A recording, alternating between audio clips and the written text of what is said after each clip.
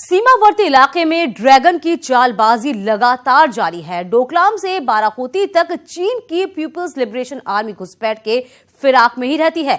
अगस्त महीने में चीनी सैनिक 3 बार घुसपैठ कर चुका है। उत्तराखंड के बाराकोती में घुसपैठे ड्रैगन 4 किलोमीटर अंदर तक भारतीय सरजमी तक घुस आए। सीमा पर चीन की चालाकी, घुसपैठ के फिराक में रहता है ड्रैगन।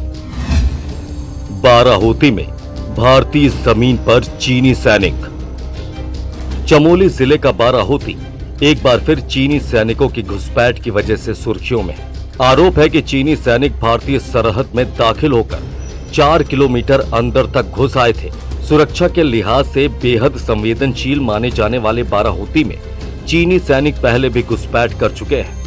देवभूमि में प्रशासनिक अधिकारी चीनी घुसपैठ पर सीधे सीधे बोलने से बच रहे हैं। ये पूरी तरह से मिनिस्ट्री ऑफ डिफेंस का मामला है। Defence is out of the control of state government, तो इसलिए इसमें मिनिस्ट्री ऑफ डिफेंस ही कोई अपना वक्तव्य दे तो वो ज्यादा ऑथेंटिक हो। चमोली जिले के बाराकोती में भारत और चीन के बीच सीमा विवाद 1958 से जारी है। इस इलाके की 80 वर्ग मीटर जमीन को लेकर दोनों देशों के बीच विवाद है।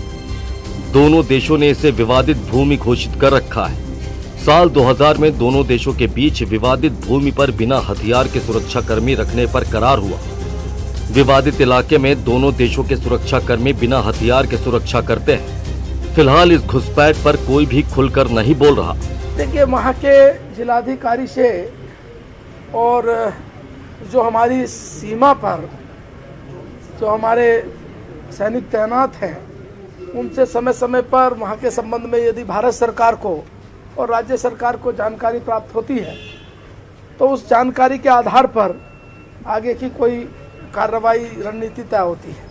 और इस संबंध में जो भी जिलाधिकारी से कोई कार्रवाई प्राप्त होगी कि क्या हुआ है, सूचना प्राप्त होगी, उसी के संबंध में कार्रवाई सरकार आगे करती है। सीमा को लेकर चीन और भारत के बीच लंबे वक्त से विवाद चलता रहा, जो कभी डोकलाम के रूप में सामने आता है तो कभी बाराकोती के रूप में। चीन की सीमा विस्तार की हरकत पुरानी रही, जिसकी वजह से पड़ोसी मुल्क उससे खफा रहते हैं। डोकलाम विवाद के वक्त भी दोनों देशों के बीच तनातनी हुई थी, लेकिन बाद में चीन को डोकलाम से पीछे हटना पड़ा। न्यूज़ 18 के लिए चमोली से प्रभात पुरोहित की रिपोर्ट।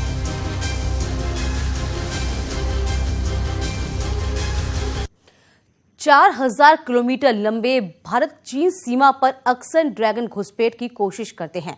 इसके पहले भी इस इलाके में बाराकोती में चीनी सेना घुसपैठ कर चुकी है, लेकिन मौजूद भारतीय प्रहरी ने चालबाज ड्रैगन को खदेड़ दिया है।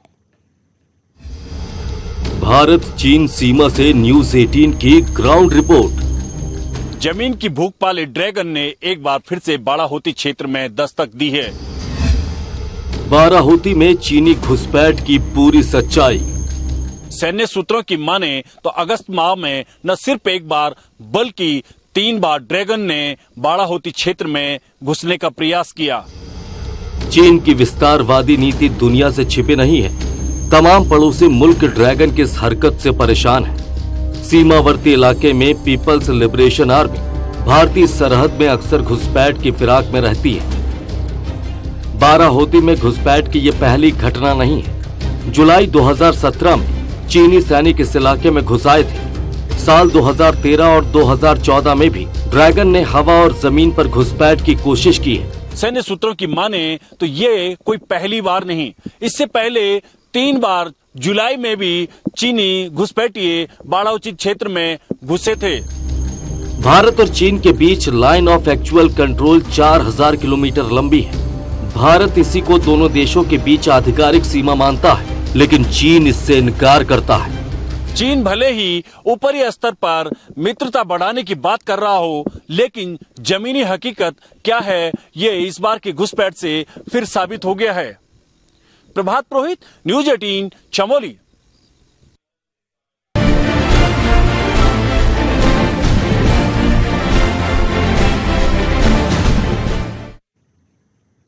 सीएम त्रिवेंद्र सिंह रावत ने नरेंद्र नगर विधानसभा इलाके में स्वामी पूर्णानंद डिग्री कॉलेज के नए बिल्डिंग का उद्घाटन किया।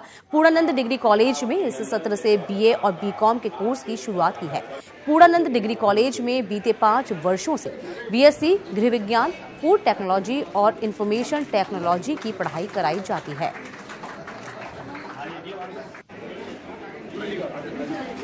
सबसे पहली चीज है कि आपको क्वालिटी पे ध्यान देना चाहिए, लेकिन जहां तक संस्थानों की बात है, घुड़दौड़ी पौड़ी में है, गोपेश्वर में है, पिथौरागढ़ में है, द्वाराहाट में है, टनकपुर में है, उत्तरकाशी में है, लगभग सब जगह इस तरह की जो संस्थान हैं वो खुल चुके हैं। देवभूमि में एक बार फिर बीजेपी ने आम चुनाव के लिए कमर कस ली है। पार्टी अभी से चुनावी मोड में नजर आ रही है। पार्टी पदाधिकारियों की बैठक में नेताओं को सियासी जंग में फतह का मंत्र दिया गया।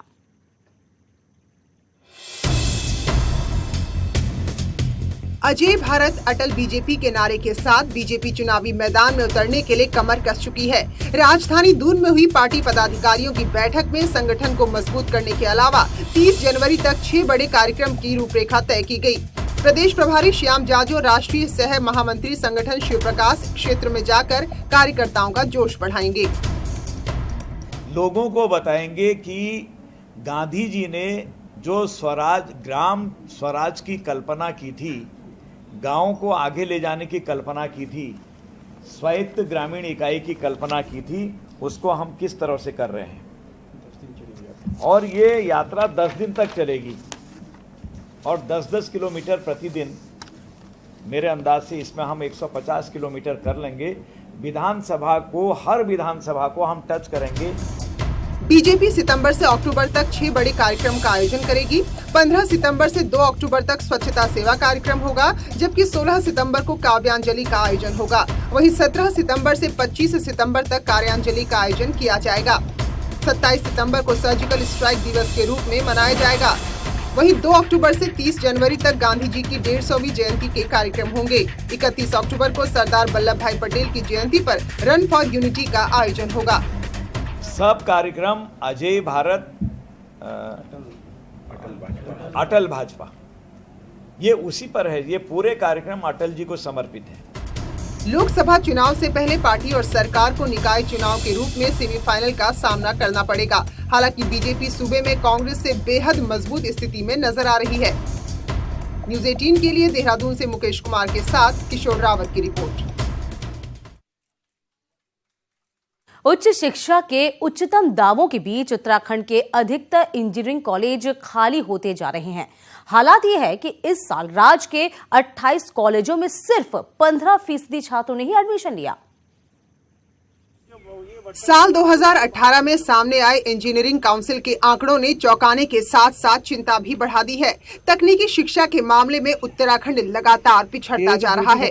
हालत ये है कि 2018 में राज्य के 28 इंजीनियरिंग कॉलेज की 8070 सीटों में से सिर्फ 1241 सीटों पर ही एडमिशन हुए, यानी सिर्फ 15% सीटें ही भर पाई। तो सवाल ये है कि राज्य को शिक्षा का हब बनाने के बड़े बड़े सरकारी दावों के बीच मौजूदा कॉलेजेस से छात्रों का मोह भंग क्यों हो रहा है? इतनी खराब हालत शिक्षा की क्यों हो गई? जवाब सुनिए तकनीकी शिक्षा से जुड़े लोगों से। आप देखो लोगों का झुकाव कम हो रहा है। इवन सीटें जो है खाली रह रही हैं, बच्चे मिल नहीं रहे हैं। सबसे बड़ा कारण उसका ये है कि जॉब जो है उनके हिसाब से मिल नहीं रहा है। टेक्निकल एजुकेशन में इस समय एक तो वैसे ही थोड़ा सा स्लो डाउन स्लम्प रहा है, लेकिन हमारी कोशिश ये है कि हम अपने संस्थानों के संसाधनों को भी अपग्रेड करें। 2002 में सिटकुल की स्थापना इस सोच के साथ की गई थी कि इंडस्ट्री के साथ राज्य के 70% युवाओं को रोजगार मिलेगा, लेकिन इंडस्ट्री से जुड़े एक्सपर्ट्स भी मानते हैं कि छात्रों को इंडस्ट्री के हिसाब से तैयार ही नहीं किया जा रहा। इंडस्ट्री में सूटेबल हो उस तरीके से प्रिपेयर नहीं किया गया बच्चों को। जो इंडस्ट्री में अडॉप्टेबिलिटी इमीडिएट हो, निकले बाहर और इंडस्ट्री उसको अडॉप्ट करे। बट अपडेट तो करना पड़ेगा, अपडेट भी और अपग्रेड भी। अदरवाइज देखिए, अब एजुकेशन इंस्टीट्यूशंस हैं ये फिर वाइबल नहीं रहेंगे। फिर एक और समस्या हो जाएगी कि अब एजुकेशन भी नहीं हो पा रही, अभी तो सिर्फ एम्प्लॉयमेंट की दिक्कत है। एटलीस्ट बाहर जाके तो कुछ ना कुछ कर ही लेते हैं। ज्ञान कुंभ की तैयारियों के बीच इंजीनियरिंग की खाली सीटों से सवाल उठता है कि क्या बेरोजगार राज्य अब शिक्षा देने लायक भी नहीं रहा। न्यूज़ 18 के लिए देहरादून से दीपांकर भट्ट की रिपोर्ट। आजादी के हीरो चंद्रशेखर आजाद के भतीजे पंडित सुजीत आजाद नमामि गंगे परियोजना पर सवाल खड़ा किया है। चंद्रशेखर आजाद के भतीजे का आरोप है कि नमामि गंगे परियोजना में भ्रष्टाचार हुआ, जिसकी सीबीआई जांच की जानी चाहिए। सुजीत आजाद अपने साथी के साथ ऋषिकेश के त्रिवेणी घाट पर आमरण अनशन पर बैठे हैं। नमामि गंगे परियोजनाओं की धज्जियां उड़ाती ये गंगा मैया बता रही हैं कि कितना काम हुआ है। इस पे सीबीआई जांच की मैं मांग करता हूं। इसके अलावा मैं कुछ नहीं कहता हूं। जो दंडात्मक कार्रवाई हो जो आज तक ना हुई हो। कोटद्वार में नगर निगम और पीडब्ल्यूडी की लापरवाही लोगों पर भारी पड़ रही है। कोटद्वार बस स्टेशन रोड पर सैनिक विश्राम गृह के पास 10 महीनों से सड़क पर 1 मीटर चौड़ा गड्ढा बना हुआ है। बात करें रोडवेज बस अड्डे वाली मुख्य सड़क की, तो यहां पर सीवर लाइन का चैम्बर ओवरफ्लो होने से गड्ढे में हमेशा पानी भरा रहता है। सड़कों की बदहाली से आए दिन हादसे का शिकार हो रहे हैं लोग, लेकिन संबंधित विभाग ध्यान देने को तैयार ही नहीं।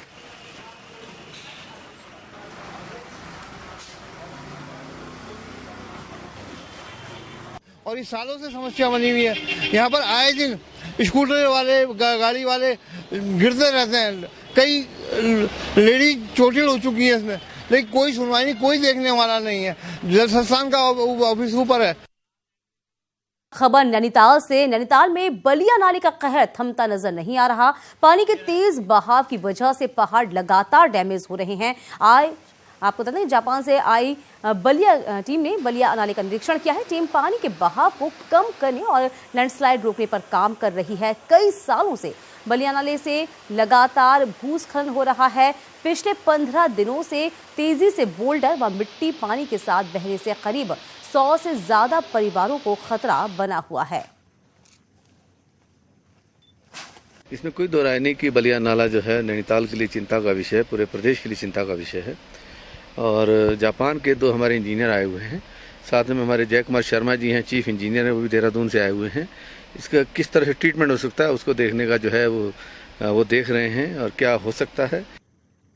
नैनीताल हाईकोर्ट ने देहरादून में सफाई को लेकर 48 घंटे का समय प्रशासन को दिया, तो प्रशासन ने भी सैकड़ों कर्मचारी और मशीन लगाकर सफाई अभियान तेज कर दिया है।